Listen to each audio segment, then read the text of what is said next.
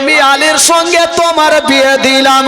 একটা কথা মনে রাখিও মা, আমার আলীকে কোনোদিন তুমি কষ্ট দিও না। স্বামীর পারমিশন ছাড়া মা তুমি কোনো কাজ করিও না, এমন কোনো কাজ করিও না মা যে আলী তোমার কাজে অসন্তুষ্ট হয়ে যায়। ওরে বেটি ফাতেমা, তুমি স্বামীকে ধিক্কার দিয়ে কথা বলিও না মা। তুমি একটা কথাই মাথায় রাখিও, স্বামী যদি না খুশ হয়ে যায় মা জান্নাত হবে না রে মা।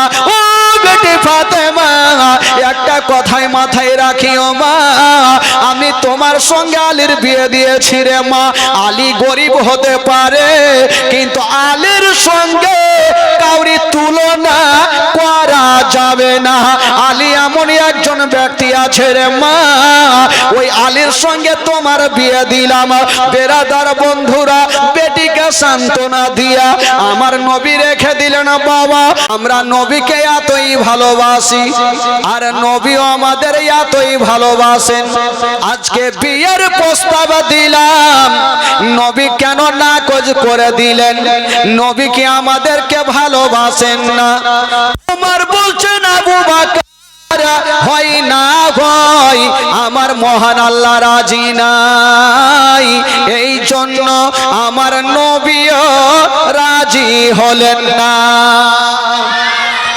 আমার আল্লাহ হয়তো রাজি নেই, এই জন্য নবী রাজি হইল না। উমারে ফারুক বলছেন আবু বকর তাহলে কি করব, বাড়ি চলো। আবু বকর বলছেন উমর তোমাকে একটা কথা বলবো, আমিও বিয়ের প্রস্তাব নিয়ে গেলাম ফাতেমাকে বিয়ে করার জন্য, তুমিও বিয়ের প্রস্তাব নিয়ে গিয়েছিলে ফাতেমার বিয়ের জন্য, নবী রাজি হইল না। কিন্তু আমাদের মধ্যে এমনই একজন ব্যক্তি আছে, উনি যদি বিয়ের প্রস্তাব নিয়ে যায় তবে নবী রাজি হয়ে যাবে। সেটাকে সেটা হলো শেরে খোদা আলী। আলী যদি বিয়ের প্রস্তাব নিয়ে যায় তবে নবী রাজি হয়ে যাবে। উমারে ফারুক বলছে এটা মাথা খারাপ, এটা জিন্দেগিতে হবে না, কারণ আমাদের টাকা পয়সা গাড়ি বাড়ি সব আছে, জমি জায়গা সব আছে। আর আলী তো একজন নবীর বাড়ির চাকর, এই চাকরের সঙ্গে বাদশার বেটি জীবনে দিবে বিয়ে? না, হবে না। আবু বকর বলছেন ওমর পয়সার ঘামান দেখাইও না, পয়সার ফাকার করিও না, আমার মহান আল্লাহ যদি আলীকে পছন্দ করে তবে আমার নবী পছন্দ করে নিবে। কি করব? বলছেন আবু বকর তাহলে দেরি করো না, তাড়াতাড়ি করে চলো আমরা আলীর কাছে যাই। এরা দুইজন যুক্তি করে আলীর কাছে পৌঁছে গেল। ও আলী, কি হলো ভাই, কি খবর, তোমরা চিৎকার কেন করছো? বললো আলী আজকে একটা কথা বলবো ভাই। কি কথা? বলছে আলী, নবীর বেটি ফাতেমা আজকে 16 বছর যুবতী হয়েছে। উঠাও ভাই উঠাও, আগে বসাও তো, বসাও তো, না বসাইলে আমার গাড়িও চলে না, একটু বসাও। হ্যাঁ, চেয়ারটা ওদিকে করে দেন তাহলে, আর বাচ্চাগুলাকে এখানে বসে দেন, আর চাচ্চাগুলাকে চেয়ারে বসে। তুমি দেরি করো না, তাড়াতাড়ি করে বিয়ের প্রস্তাব নিয়ে যাও। তো আলী জিজ্ঞেস করছেন ভাই আচ্ছা তোমরা কি গিয়েছিলে নাকি? বললো আমরা গিয়েছিলাম, সম্ভব হয়নি, নবী রাজি হয়নি। আলী বলছেন ভাই রে যা বলেছ আর ভুল করেও বলিও না। বললো কেন? বলে তো তোমাদের টাকা আছে, পয়সা আছে, গাড়ি আছে, বাড়ি আছে, তোমাদের সঙ্গে যদি নবী রাজি না হয় তো আলী তো একজন নবীর বাড়ির গোলাম চাকর, এ আলীর সঙ্গে নবী রাজি হবে না। ভাই রে আমি নবীর দরবারে কোনো মতে যেতে পারবো না।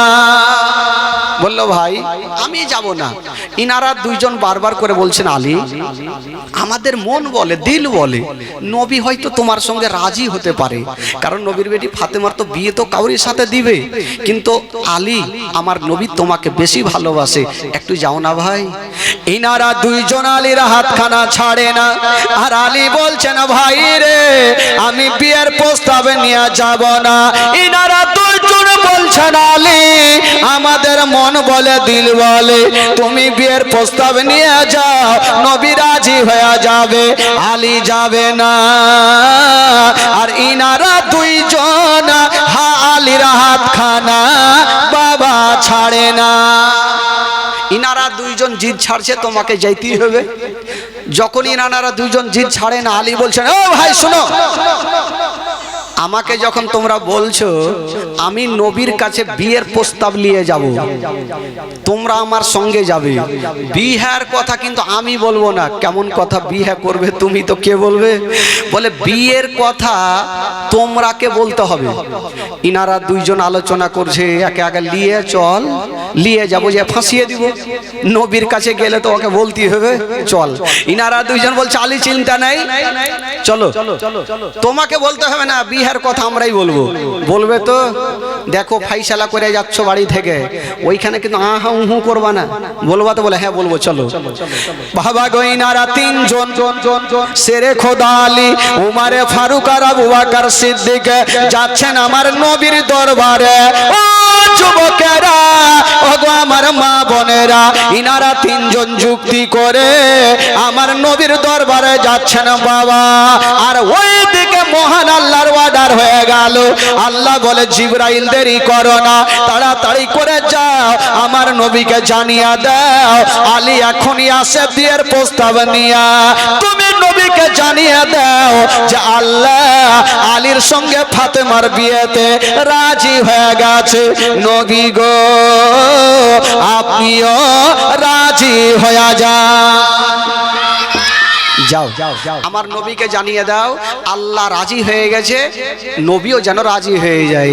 জিবরিল আমিন ফেরেশতা সাফ করে হাজির হয়ে গেল, আমার নবীকে সালাম জানিয়ে দিলেন, আসসালাতু ওয়াসসালামু আলাইকা ইয়া রাসূলুল্লাহ, আসসালাতু ওয়াসসালামু আলাইকা ইয়া হাবিবাল্লাহ। নবী বলে জিবরিল কি খবর বলো? জিবরিল বলছেন নবী গো এখনই আলী আসতেছে আপনার বেটি ফাতেমার জন্য বিয়ের প্রস্তাব লিয়া। নবী গো এই বিয়েতে আমার আল্লাহ রাজি হয়ে গেছে, আপনিও রাজি হয়ে জানা। এই কথা বলে দিয়া বাবা জিবরাইল চলে গেল।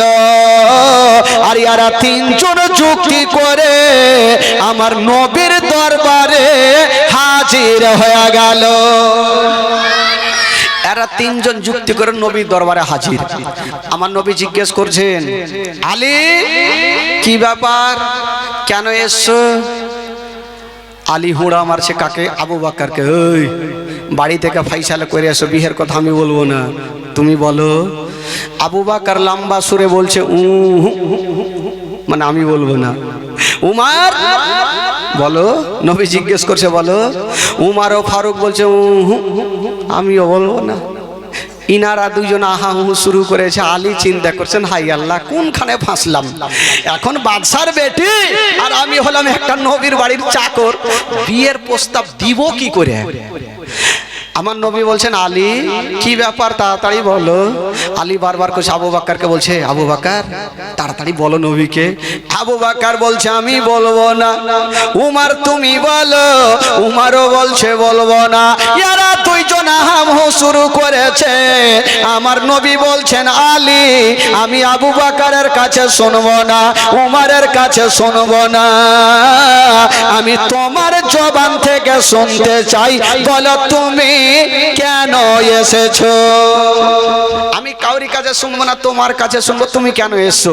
আচ্ছা বলুন তো ভাই, আলী আমার নবীর দরবারে কেন এসেছেন আমার নবী জানে কি জানে না? জোরে বলুন জানে কি জানে না? আমার নবী সব জানে, কারণ জিবরিল আমিন ফারিস্তা আমার নবীকে জানিয়ে চলে গেছেন। আলীর জবান থেকে শুনবে তার জন্য বারবার জিজ্ঞেস করছেন আলী তুমি বলো কেন এসছো?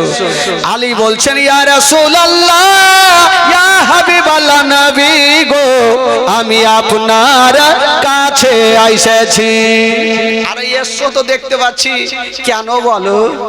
আবার বলছেন ইয়া রাসূলুল্লাহ আমি আপনার কাছে এসেছি, বুকটা ফুটে কিন্তু মুখটা ফুটে না।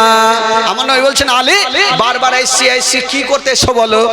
আবার বলছে আপনার কাছে এসেছি। বলতে পারে না, ভয় করছে যদি নবী নারাজ হয়ে যায় তবে বরবাদ হয়ে যাবে, বিয়ের কথা কেমন করে বলবো? আমার নবী বলছেন আলী রে তাড়াতাড়ি করে বলো। আলী চিন্তা করছেন, বাবা বলছেন ইয়া রাসূলুল্লাহ আমি আপনার কাছে এসেছি। বলল কেন? যেমনই বলতে যাবে আলী পিছনে ঘুরে দেখছে কোনো গুলখি আছে কিনা।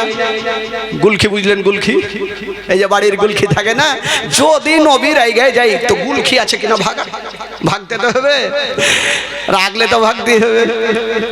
আলী দেখছেন গুলখি তো মেলায় আছে, যদি নবীর আগে যায় তাহলে ভেঙে যাবো, আর রাজি যদি হয়ে যায় তাহলে থেকে যাবো। আলী বলছেন ইয়া রাসূলুল্লাহ বাবা গো। আলী নিঃশ্বাসটা চালিয়ে দিয়ে বলছেন নবী গো আমি আপনার কাছে এসেছি আপনার বেটি ফাতেমার বিয়ের প্রস্তাব লিয়া। যেমন এই কথা বলতে নাই আমার নবীর জবান থেকে বেরিয়ে গেল আলহামদুলিল্লাহ রাব্বিল আলামিন। আমার নবী বলছেন আলী রে আমি এই বিয়েতে রাজি হয়ে গেলাম। জোরে বলুন আলী আমি এই বিয়েতে রাজি হয়ে গেলাম। আলী বড় করে নিঃশ্বাস নিয়েছে, জান তো বাঁচলো, যাক রাজি তো হয়ে গেছে নবী, আর কোনো চিন্তা নাই। তো আমার নবী জিজ্ঞেস করছেন আলীকে, কারণ আজকাল যখন কোনো বাপ বেটার বিয়ে দিবে বা বেটির বিয়ে দিবে তো জানবে যে জামাইয়ের কিছু আছে কিনা, গৃহস্থালী আছে কিনা। তো জিজ্ঞেস করছেন এই বাচ্চারা, এই বাবা তোরা কথা বলিস না রে বাবা, জিজ্ঞেস করছেন আলী আমি যে তোমার সঙ্গে আমার ছোট্ট বেটি ফাতেমার বিয়ে দেব তো তোমার কাছে কিছু আছে? আলী বলছেন ইয়া রাসূলুল্লাহ ইয়া হাবিবাল্লাহ নবী গো আমার কাছে এমন জিনিস আছে অন্য জনের কাছে পাওয়া যাবে না। বলছি কেমন কথা, কি আছে তোমার কাছে যে অন্য জনের কাছে নাই? আলী বলছেন ইয়া রাসূলুল্লাহ আমার কাছে দয়ার নবী মুস্তাফা আছে, আমার কাছে মা আমিনার কলেজা টুকরা আছে, আমার কাছে আব্দুল্লাহর নয়নতারা আছে। আর নবী বলছেন আলী রে আমি তো আছি, আর তোমার কাছে কি আছে?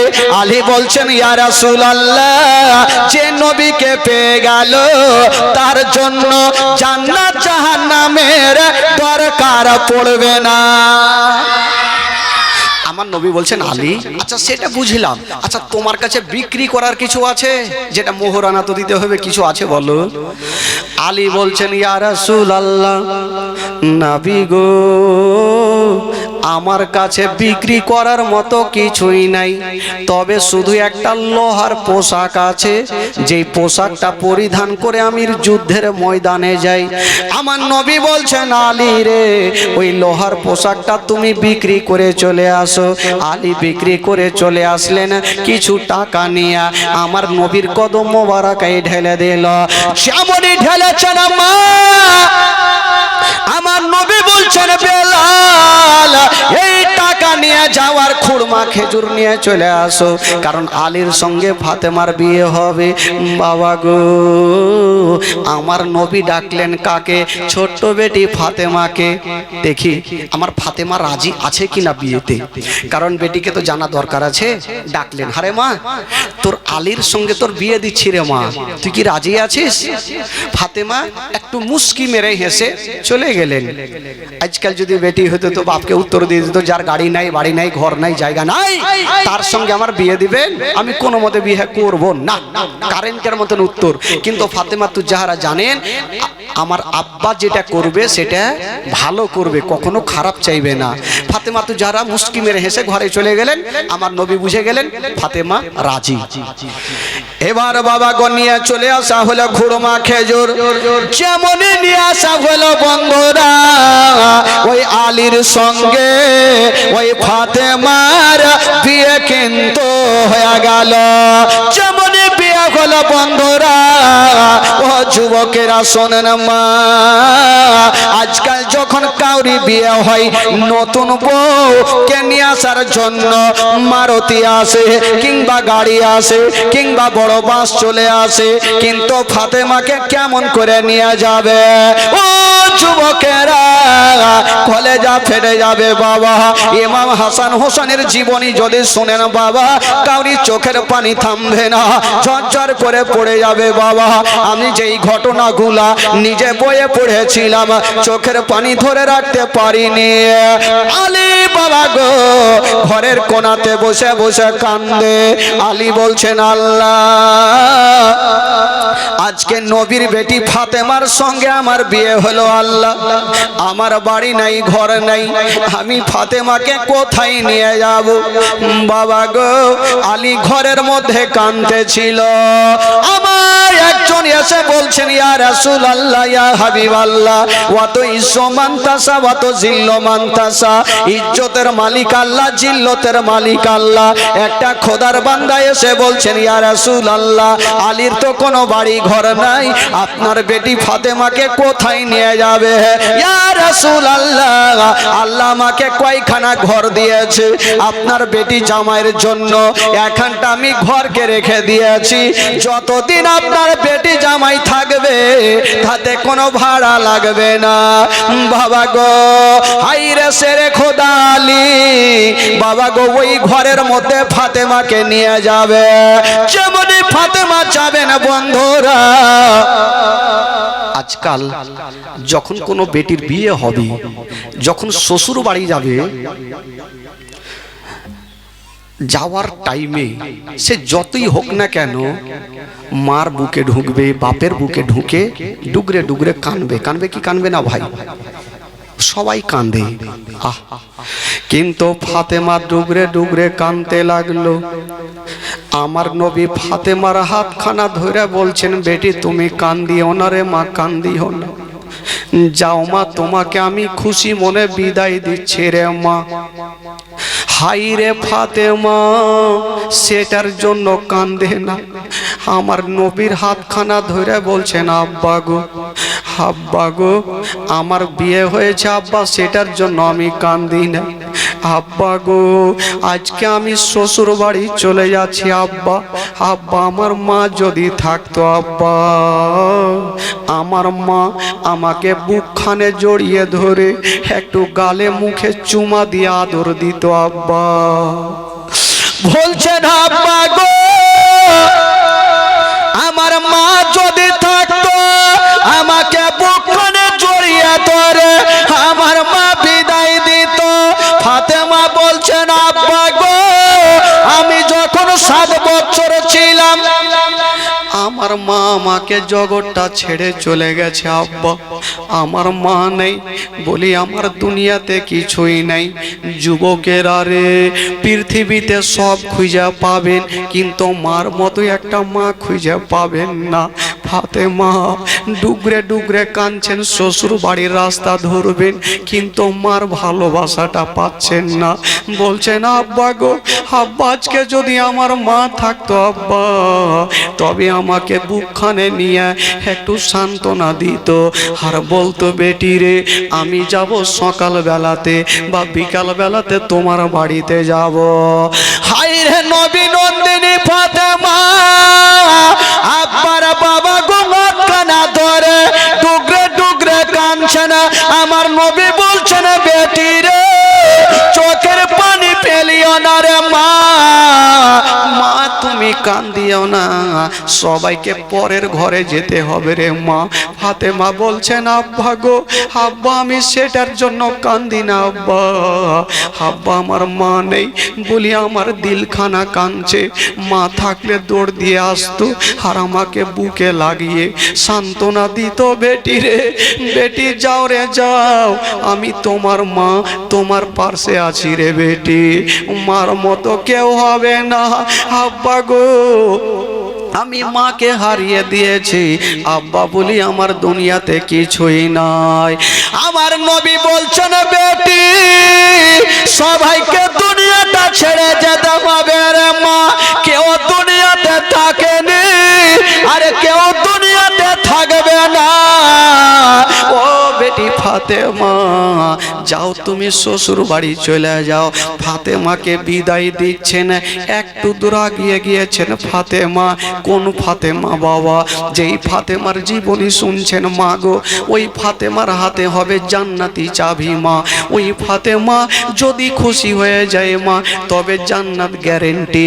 উনি শ্বশুর বাড়ি যাচ্ছেন, পিছনে ঘুরে ঘুরে দেখছেন আর বলছেন আব্বা আব্বা আমি চললাম আব্বা। আব্বা গো আমার বাড়ি অবশ্যই আপনি আসবেন আব্বা। হাইরে নবী নন্দিনী ফাতেমা কানতে কানতে চোখের পানি মুছে দিয়া বাবা পৌঁছে গেছেন বাড়িতে। যেমনই পৌঁছে গেলেন বন্ধুরা, কেউ বলে ভোরের সময়, কেউ বলে সন্ধ্যার সময়, ওই ফাতেমার গেটে যেন ঠক ঠক করে আওয়াজ দিচ্ছে না বাবা। সকাল বেলাতে গেলেন ফাতেমা, আর কি বলে রাত সন্ধ্যার সময় গেলেন, আর সকাল বেলাতে গেটে যেন ঠক ঠক করে আওয়াজ দিচ্ছেন। ফাতেমা বলছেন আল্লাহ, এই সকাল সকাল আমার বাড়িতে কেটা চলে আসলো গো, দরজা খুলো। ফাতেমা চিন্তা করছেন আল্লাহ এটা তো আমার বাপের গলা লাগে গো আল্লাহ, আমার আব্বা আমাকে 5টা মিনিট না দেখলে থাকতে পারে না। আমার আব্বা আমাকে 5টা মিনিট না দেখলে থাকতে পারে না, তবে আমার আব্বা চলে এসেছে। হাইরে নবী নন্দিনী ফাতেমা সঙ্গে সঙ্গে দরজা খুলেছেন বন্ধুরা। যেমনই দরজা খুলেছে মা, আমার নবীর উপরে নজর পড়ে গেল। হাইরে আমার নবীর চেহারা আসমানের চন্দ্রতে দাগ আছে, আমার নবীর চেহারাতে কোনো দাগ নাই। নবী দাঁড়িয়ে আছেন আর নবীর চোখ দিয়ে ঝরঝর করে পানি ঝরছে। ফাতেমা বলছেন আব্বা গো আমি জানি আব্বা আপনি আমাকে 5টা মিনিট না দেখলে থাকতে পারেন না, আপনি চলে এসেছেন আব্বা। বলছেন বেটি রে আমাকে তুমি আগে ঘরের মধ্যে নিয়ে চলো। হাইরে নবী নন্দিনী ফাতেমা আমার নবীর হাতখানা ধরে ঘরে নিয়ে চলে গেছেন বাবা। যেমনই গেছেন বন্ধুরা, আমার নবী বলছেন বেটি রে আমাকে 1 লোটা পানি দাও। 1 লোটা পানি দিলেন বাবা। আমার নবী পানিতে দম করে দিয়া, পানিতে ফু মেরে দিয়া বলছেন বেটি ফাতেমা একটু আমার কাছে চলে আসো রে মা। ফাতেমা চলে আসিল। আব্বা আব্বা কেন ডাকছেন, কি হয়েছে আব্বা? বলছেন ফাতেমা রে একটু আমার পাশে দাঁড়া মা। ফাতেমা দাঁড়িয়েছেন, আমার নবী লোটা থেকে পানিগুলা হাতে নিয়ে ফাতেমার চেহারাতে ছিটা মারছেন। আলীকে ডাক দিল, আলী চলে আসো। আলী চেহারাতে ছিটা মারলেন, মারার পর বলছেন বেটি রে এবার আমি চললাম রে মা। যেমন এই কথা বলতে নাই নবী নন্দিনী ফাতেমা দাঁড়িয়ে থাকতে পারলেন না, কাঁদতে কাঁদতে যেন মাটিতে বসে গেল। আমার নবী বলছেন বেটি রে তুমি কাঁদছো কেন মা? ফাতেমা বলছেন আব্বা গো আপনি চলে যাচ্ছেন আব্বা, তাই আমার মার কথা মনে পড়ে গেল আব্বা। আব্বা গো আপনি চলে যাচ্ছেন, আমার মা যদি থাকতো, আমার মা একটা রাত আমার পাশে থাকতো, আমাকে বুকে নিয়ে সান্ত্বনা দিত। আব্বা গো আপনি চলে যাচ্ছেন আব্বা, তাই আমার দিলখানা কাঁদছে আব্বা। আমার মা যদি থাকতো, আমাকে বুকে নিয়ে আমার গালে বুকে চুমা দিত। আব্বা গো আমার মা জগতে বেঁচে নাই, বলি আব্বা দুনিয়াতে কিছুই নাই। বেটিরা সব থেকে বেশি মাকে ভালোবাসে। হাইরে বেটি কেউ যদি শুনতে পাই যে আমার মা ইন্তিকাল করেছে, ওই বেটি নিজের জীবনের পার পরোয়া করে না। মায়ের একটু মুখটা দেখার জন্য বেটি দৌড় দিয়ে চলে আসে, কিন্তু নবী নন্দিনী ফাতেমা 7 বছর বয়সে নিজের মাকে হারিয়ে দিয়েছে না বাবা, মায়ের ভালোবাসা পাইনি। বলছেন আব্বা গো আমার মা জগতে নেই। বলি আব্বা আমার দুনিয়াতে কিছুই নেই। আমার নবী বলছেন বেটির আর তুমি কান্দিও না রে মা, কান্দিও না, সবাইকে দুনিয়াটা ছেড়ে চলে যেতে হবে রে মা। ফাতেমা যখন কান্না থামে না, আমার নবী বলছেন বেটি রে আজকে তোমার গরিবের সঙ্গে বিয়ে দিয়েছি মা, তার জন্য কি তুমি কাঁদছো? ফাতেমা বলছেন আব্বা গো আমি গরিবের জন্য কান্দি না, আপনি আমার গরিবের সঙ্গে বিয়ে দিয়েছেন আব্বা, আমি খুশি আছি আব্বা। শুধু আমার যখন মাথার মধ্যে আমার মার কথা স্মরণ আসে আমি চোখের পানি ধরে রাখতে পারি না আব্বা।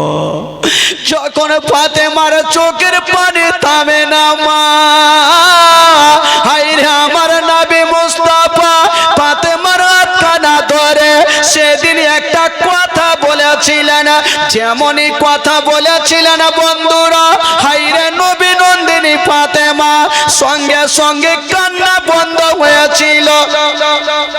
কি কথা বলেছিল? যখন ফাতেমার কান্না থামে না, আমার নবী ফাতেমার হাত ধরে বলছেন বেটি, বেটি রে তুমি তো 7 বছর বয়সে তোমার মাকে হারিয়েছো, কিন্তু আমার কথা কি তুমি জানো? আমি তো মার গর্ভে থাকতে নিজের আব্বাকে হারিয়েছি। 7 বছর বয়স না, আমি 6 বছর বয়সে নিজের মাকে হারিয়েছি, আমি মার ভালোবাসাটা পাইনি। এই কথা যেমনই বলতে নাই, হায়রে নবী পাক মার কথা যেন স্মরণ হয়ে গেল। আমার নবী ডুগরে ডুগরে কান্দে, যেই নবী না হলে আসমান জমির সৃষ্টি হতো না, যেই নবী না হলে পাহাড় পর্বত সৃষ্টি হতো না। আজকে নবী আমার ডুগরে ডুগরে কান্দতে লাগলো। ফাতেমা বলছেন আব্বা গো, আব্বা গো আপনি কাঁদবেন না। হায়রে নবী নন্দিনী ফাতেমা নিজের নাক কানা দিয়া মা বাপের চোখের পানি পরিষ্কার করছেন। আব্বা, আব্বা গো, আব্বা আপনি কাঁদবেন না আব্বা, আপনি হচ্ছেন দোজাহানের বাদশা, আপনার চোখের পানি আমি দেখতে পারবো না আব্বা। আব্বা আমি কথা দিলাম আর আপনার সামনে আমি কাঁদবো না আব্বা, আমি মার কথার কোনোদিন বলবো না আব্বা। হায়রে ছোট্ট বেটি ফাতেমা ডুকরে ডুকরে বাপের হাত ধরে কাঁদছেন আর আব্বার চোখের পানিখানা মুছে দিচ্ছেন। বাবা আমার নবী 6 বছর বয়সে মাকে হারিয়েছেন, এই কথাটা যখন স্মরণ হয়ে গেল আমার নবী আর চোখের পানি ধরে রাখতে পারে। ফাতেমা বলছেন আব্বা আপনি কাঁদবেন না, আব্বা আপনি আমার গরিবের সঙ্গে বিয়ে দিয়েছেন, আব্বা আমার কোনো দুঃখ নেই। তবে আব্বা গো, আব্বা আপনি যান, আপনি যদি বাড়ি যাইতে চাইছেন যান, আপনি চোখের পানি ফেলাবেন না। ফাতেমা তু যারা নিজের হাত দিয়ে বাপের চোখের পানি পরিষ্কার করছে আর হাত ধরে বলছেন আব্বা গো, আব্বা গো একটা আপনাকে কথা বলবো আব্বা। বলছেন বেটি রে কি কথা বলবে বলো? বলছেন আব্বা গো আপনি তো 6 বছর বয়সে মাকে হারিয়েছেন, আমি যে 7 বছর বয়সে মাকে হারিয়েছি। তবে আব্বা গো আজকে একটা কথা মনে পড়ছে আব্বা, আমার মা নাই, তবে আমার এতটা কষ্ট হয়, কিন্তু আপনি যে আব্বা আম্মাকে দুটাকে হারিয়েছিলেন, আপনি কতটা কষ্ট করেছিলেন। বাবা গো যার মা বাবা জগতে বেঁচে নেই তার দুনিয়াটা অন্ধকার, তার দুনিয়াতে কোনো সুখ শান্তি থাকে না। বেরাদার বন্ধুরা ও গো আমার মা বোনেরা শুনেন, মা ফাতেমা মা মা বলে কান্দে আর আমার নবী বলছেন বেটি রে আর মা মা বলে কান্দিও না, মা মা বলে কান্দিও না, মা মা বলো না, মা গো মা বলো না, মা মা বলো না, মা গো মা বলো না। মায়ের সেবা না করিলে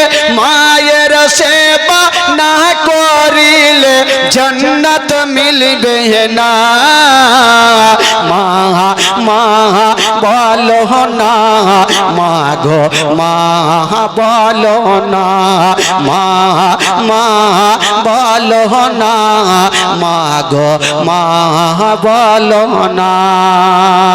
ফাতেমা বলছেন ও গো আম্মা কোথায় গেলে আমারে ছাড়িয়া ও গো আম্মা প্রাণে একাই আমার ভালো লাগবে না ও গো আম্মা কোথায় গেলে আমারে ছাড়িয়া ও গো আম্মা প্রাণে একাই আমার ভালো লাগবে না ও গো আম্মা যেও না ছেড়ে ও গো আম্মা যেও না ছেড়ে আমায় চলিয়া মা মা বলো না মা গো মা বলো না মা মা বলো না মা গো মা বলো না মায়ের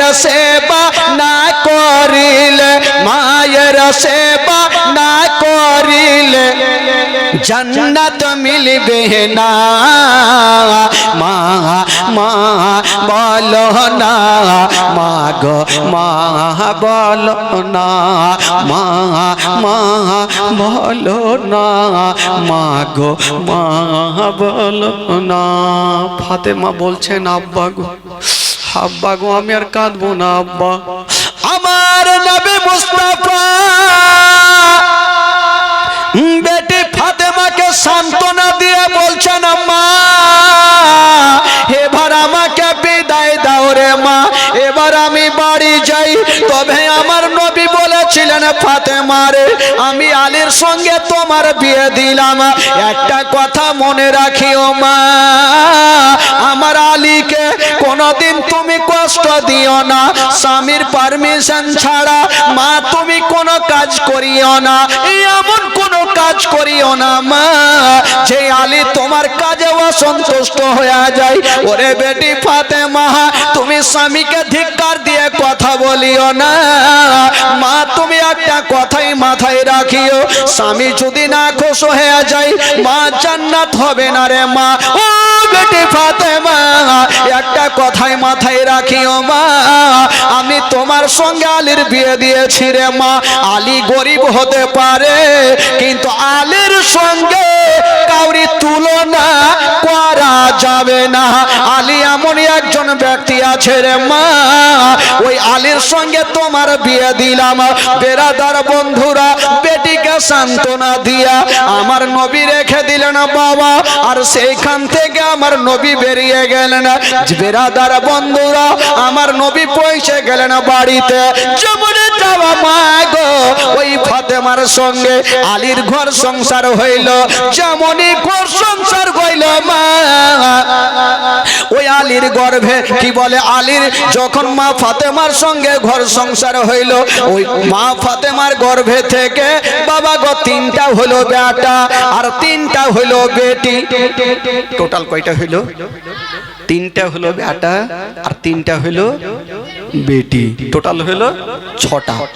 তবে বাচ্চাকালে বেটিগুলার নাম কি বেটিগুলার যে নাম হইল জাইনা উম্মে কুলসুমা রোকাইয়া আর বেটাগুলার নাম হইল ইমাম হাসান ইমাম হুসাইন আর ইমামে মহসিন টোটাল হলো 6টা। তবে বন্ধুগণ বাবা বাচ্চা কালে ইমামে মহসিন বেটাদের মধ্যে ইমামে মহসিন আর বেটিদের মধ্যে রোকাইয়া ইনারা দুইজন ইন্তিকাল করেছেন সকলে পড়ুন ইন্না লিল্লাহি ওয়া ইন্না ইলাইহি রাজিউন। উনারা দুইজন ইন্তিকাল করলেন 6 জন থেকে 2 জন বাদ হলো থাকলো কয়টা কয়টা থাকলো? চারজন। এদিকে জাইনাব, উম্মে কুলসুম, আর বেটাদের মধ্যে ইমাম হাসান, ইমাম হোসাইন। এই যে চারজনকে নিয়ে জীবনীটা শুরু হইল বেরাদার। এখান থেকে হচ্ছে জীবনী স্টেট। তবে বন্ধুগণ, বাবাজি ইমাম হাসান হুসাইন বড় হতে লাগলো। এবার শুনেন জীবনী কাকে বলে। ইমাম হাসান হুসাইন বড় হতে লাগলো, দিন যায় সময় কাটে, কিন্তু আমার নবী দোনো নাতিকে এত ভালোবাসতেন, এত ভালোবাসতেন, কোনোদিন কষ্ট পর্যন্ত দিতেন না। নানা নাতিতে তো ভালোবাসা থাকে, সবারই থাকে না ভাই? সবারই থাকে। আবার মারপিটও হয়, কখনো হাসি মজাকও হয়। নানা নাতিতে জমতে থাকে। কারণ নানা নাতি একবার জালসা শুনতে গেছে, জানেন? নানা নাতি চলে গেছে জালসা শুনতে রাত জেগে। মাওলানা সাহেব বলছে যে জালসা শুনছো শুনো, জীবনে ঘুটনির ওপর থেকে লুঙ্গি যেন না উঠে। নানা নাতি শুনেছে খুব সুন্দর করে। এবার শোনার পর আমল করেছে। এবার বাড়ি যাইছে, যেতে যেতে একটা নদী পার হবে। নানা নাতি তো পার হয়েছে, উপারে গিয়ে দেখছে নাতির গোটা লুঙ্গি ভিজে গেছে, নানার গোটা শুকনা। তো নানা জিজ্ঞেস করছেন, এই নাতি তোমার লুঙ্গি কেন ভিজলো? বলে নানা, মাওলানা সাহেব বলেছিল ঘুটনির ওপর থেকে লুঙ্গি না উঠে, পানি বেড়ে গেছে তাই লুঙ্গি ভিজে গেছে। তো নাতি জিজ্ঞেস করছে, নানা তোমার শুকনা কেন? বলে ধুর পাগলা, যেমন যেমন পানি বেড়েছে লুঙ্গি তেমন তেমন মাথায় তুলেছে। এই তো হইল অবস্থা। পানি বাড়বে তো লুঙ্গি কেন নিচে রাখবো? কোমর থেকে মাথায় তুললেছি। বলে না না, মাওলানার কথা কি আপনার স্মরণে? বলে ধুর পাগলা, জালসা শুনে শুনে চুল দাড়ি পাইকে গেল, যেখানে শুনবো ওইটা লুঙ্গি ঝেড়ে চলে আসবো বাড়ি। এই তো অবস্থা হলো ভাই। শুনবেন কিন্তু আমল করার চেষ্টা করবেন, লুঙ্গি ঝেড়ে বাড়ি যায় না বাবা। তো নানা নাতিতে ভালোবাসা থাকে, কিন্তু আমার নবী পাক ইমাম হাসান হোসেনকে কতটা ভালোবেসেছেন, কতটা মহব্বত করেছেন বাবা গো। ইমাম হাসান ইমাম হুসাইন যখন তাদের বয়স 5 থেকে 6 বছর যখন হইল, তো দুইজন একদিন সিলটে লেখা লিখেছেন। সিলট বুঝলেন তো? সিলট, সিলট বুঝলেন বাবা? আচ্ছা, এখন সিলট আছে নাকি? আছে? একটু মুখে কথা বলেন, আছে না নেই? এখন না, এখন খুব কমই আছে। আগে আমরাই সিলটে লিখতাম। তো একদিন ইমাম হাসান একটা সিলটে লিখেছেন, আর ইমাম হোসেন একদিন একটা সিলটে লিখেছেন। আর ইমাম হাসান বলছে কাকে? ছোট্ট ভাই হোসেনকে, ও হোসাইন, তোমার থেকে আমার লেখা বেশি ভালো। বাচ্চা কালে দেখবেন ভাই ভাই বাড়িতে একটু ঝগড়া করে কিনা? ঝগড়া করে তো সবারই ভাই, মানে ভাই ভাই ঝগড়া করে। ও বলবে আমার ভালো, ও বলবে আমার ভালো। ইমাম হাসান বলছে ভাই আমার লেখা ভালো, আর ইমাম হোসেন বলছে তোমার মাথা খারাপ, তোর থেকে আমার ভালো। দোনো ভাই ঝগড়া শুরু করেছে। তো ইমাম হাসান বলেছে দেখো ভাই, তুমি তোমার ভালো বলছো, আমি আমার ভালো বলছি, তবে চলো ইয়ার বিচার নিয়ে যাব মার কাছে। মা যেটা বলবে ভালো সেটাই ভালো। ইনারা দুইজন গুটি গুটি পাই মার কাছে হাজির হয়ে গেল।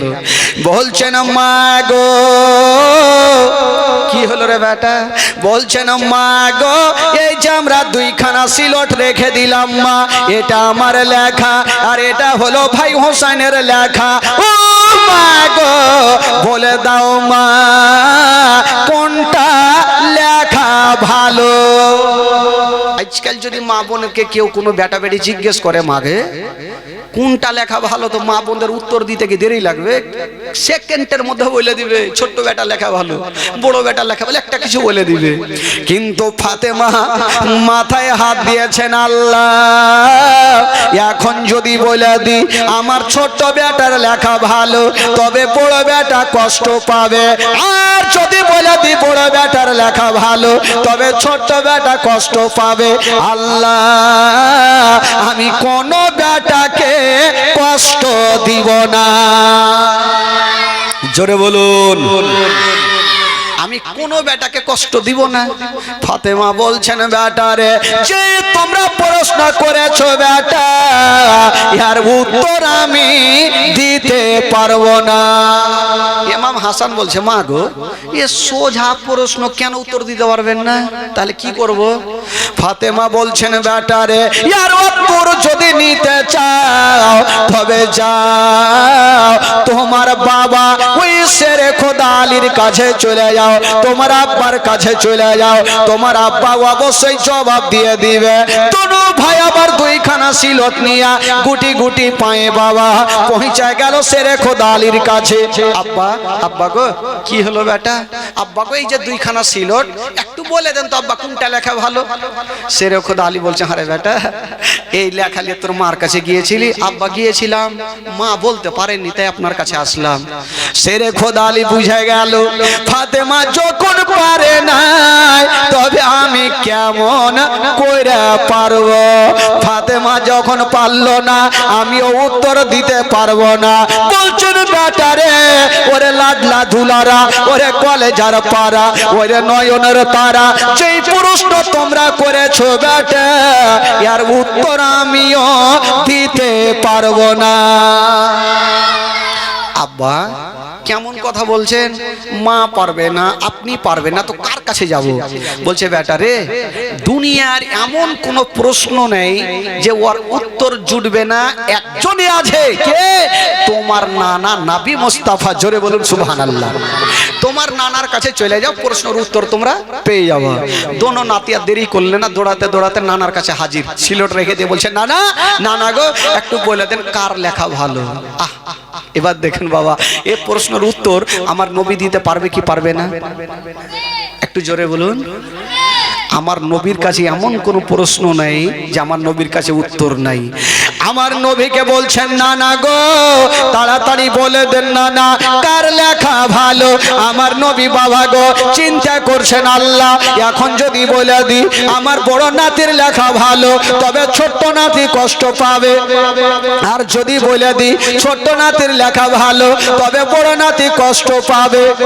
আল্লাহ আমি কোন নাতিকে কষ্ট দিব না, কাউকে কষ্ট দিব না।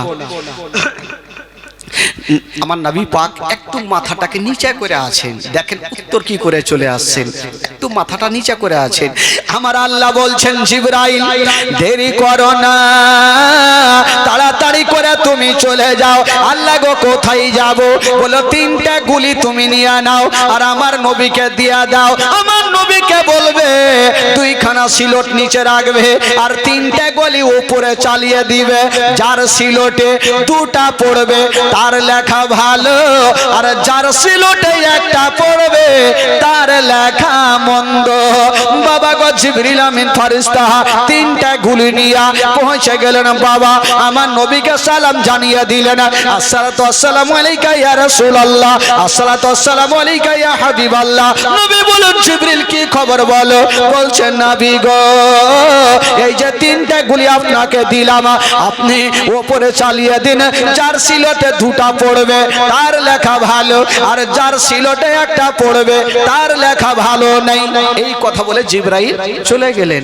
আমার নবী দোনো নাতিকে ডাকলেন আর বলছেন ওরে নাতিরা তোমরা দুটা সিলট রাখো নিচে। রেখে দিয়েছে। নাতিরাও তো চিন্তা করছে নানার কাছে উত্তর কি করে পাই দেখছি।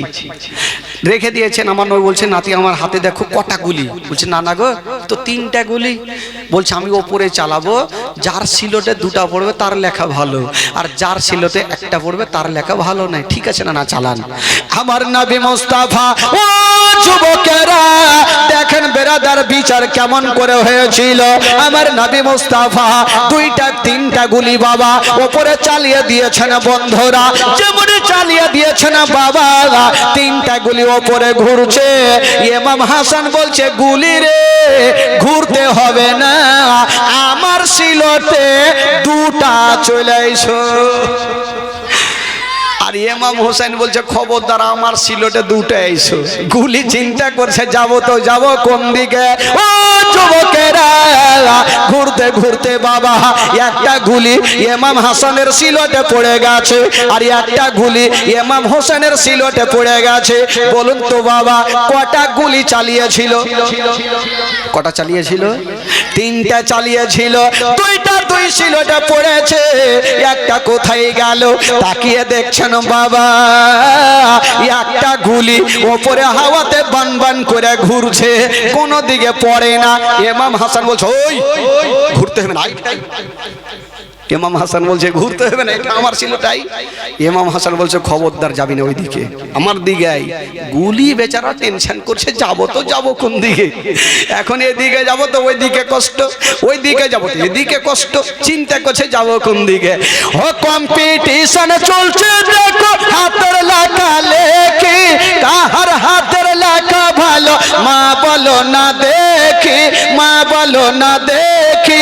তারিখে তার ঘোষণা, তারিখে তার ঘোষণা, দুইজনে সমান। ধীরে ধীরে চলেন নবী ঈদগাহের ময়দান, ও ধীরে ধীরে চলেন নবী ঈদগাহের ময়দান। দুই কাঁধেতে চেপে আছেন আমার হাসান ও হোসাইন, ধীরে ধীরে চলেন নবী ঈদগাহের ময়দান। ও পিতা আমার শেরে খোদা, মাতা জান্নাত রানী, আরে নানা আমার কমলি ওয়ালা মক্কি ও মাদানী। জোরে বলুন, আরো জোরে। ও পিতা আমার শেরে খোদা জান্নাত, পিতা জান্নাত রানী, আরে পিতা আমার কমলি ওয়ালা মক্কি ও মাদানী, মক্কি ও মাদানী।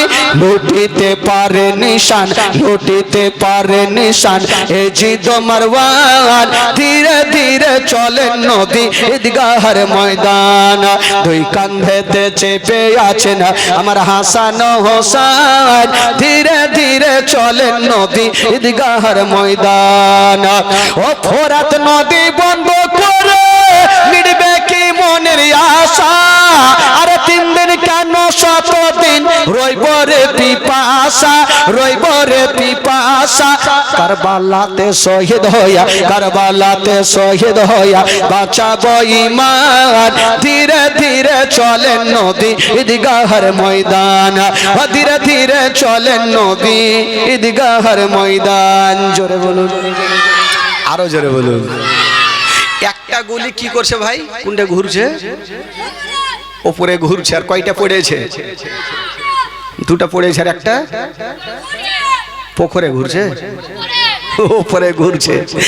ওই গলিকে ইমাম হাসান ইশারা করছে, চোখের ইশারা এদিকে। এর ইমাম হোসেন বলছে খবরদার আমার দিকে আই। গলি বাবা ওপরে ঘুরতে ছিল, কোন দিকে যাবে, কোথায় যাবে, কার মনে দুঃখ দিব, কার মনে কষ্ট দিব। ও যুবকেরা, আমার আল্লাহ বলছেন জিবরাইল দেরি করো না, তাড়াতাড়ি করে চলে যাও। যেই গুলিটা ঘুরতেছে ওই গুলিকে 2 খণ্ড করে দাও, অর্ধেকটা ইমাম হাসানের সিলটে দাও, আর অর্ধেকটা ইমাম হোসেনের সিলটে দাও। জিবরিল আমিন ফেরেশতা সাঁ করে পৌঁছে গেল। যেই গুলিটা ঘুরতেছিল ওই গুলিটাকে 2 খণ্ড করে দিয়েছেন বাবা। যেমনই করেছেন বন্ধুরা, বাবা গো অর্ধেকটা পড়ে গেল ইমাম হাসানের সিলটে, আর অর্ধেকটা পড়ে গেল ইমাম হোসেনের সিলটে। আমার নবী বলছেন ওরে নাতিরা তোমরা দেখে নাও, 1.5 খানা করে তোমাদের সিলটে। ওরে আমার নাতিরা শুনে নাও, শুনে নাও, তোমাদের 2 জনারই লেখা একই সমান। জোরে, তোমাদের 2 জনারই লেখা একই সমান। দোনো নাতি খুশি হয়ে গেল, বিচার কত সুন্দর হইল। দোনো নাতি গুটি গুটি পায়ে বাড়ি পৌঁছে গেলে। বাবা গো মার কাছে থাকতে লাগলো, দিন যাই সময় কাটে। তবে একটা কথা, ফাতেমাতুজ জাহরা আমার কি বলে শেরে খোদা আলীকে এত ভালোবেসেছেন, কোনোদিন স্বামীকে একটা বড় কথা পর্যন্ত বলতেন না, এত ভালোবাসতেন বাবা গো। বেরাদার বন্ধুগণ, আর আজকাল তো স্বামী স্ত্রীতে ঝগড়া ছুটে না, 24 ঘন্টা ঝগড়া, 24 ঘন্টা ঝগড়া। হ্যাঁ হয় না? আচ্ছা, এখানে যতজন বসে আছেন যারা নিজের বিবিকে কখনো মারেননি, একটু হাত তুলে দেখ।